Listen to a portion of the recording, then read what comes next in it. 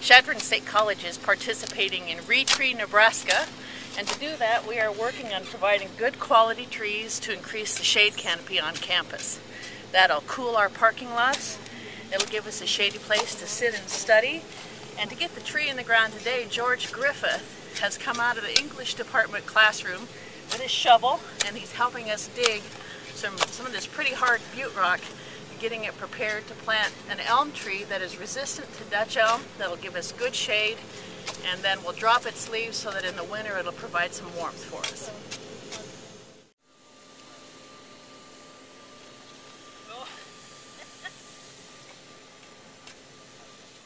Not atypical, really. Planting depth continues to be an issue. With material like this tree grew in a pot, or was in a pot. You can see it's already starting to turn circle.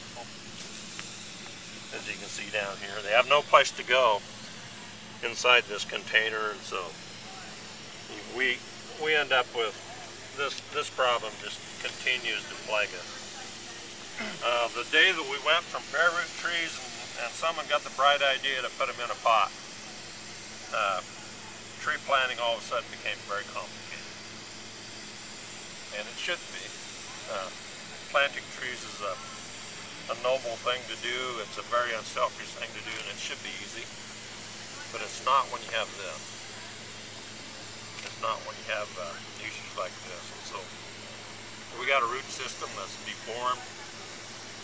Certainly not in a very healthy condition where it's turning circles like this. What we would hope for in a root system is that we would have more hair roots, like you see here, and all of this white that you see are roots that have grown in the last month. As our soil temperatures start to cool down, these white root caps, this is all non-woody roots, these are absorptive parts. So we're happy to see the white roots. Yeah, we're happy to see them. I just wish they weren't growing in circles. And since they are, what is your advice to us? Well, I'd suggest that you be real picky when you buy planting stock and buy trees that have been air root pruned. It's the new technology. It's cutting edge. Only a few nurseries do it or are doing it. The majority of them are still working with old school, with old container and potted technology. Can you bring that pot over, Lucinda? Excuse me. Yeah, this is your classic pot. It's smooth-sided, so it has no ribs.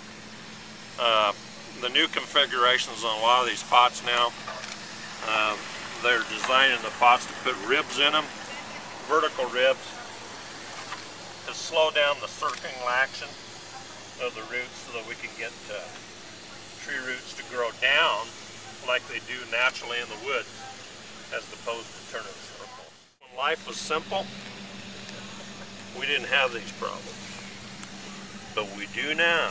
Does contraption work for you? Yeah.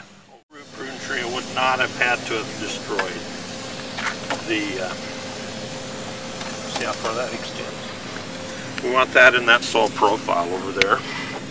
Now in the growth of this tree, those roots are going to continue horizontally. Yeah.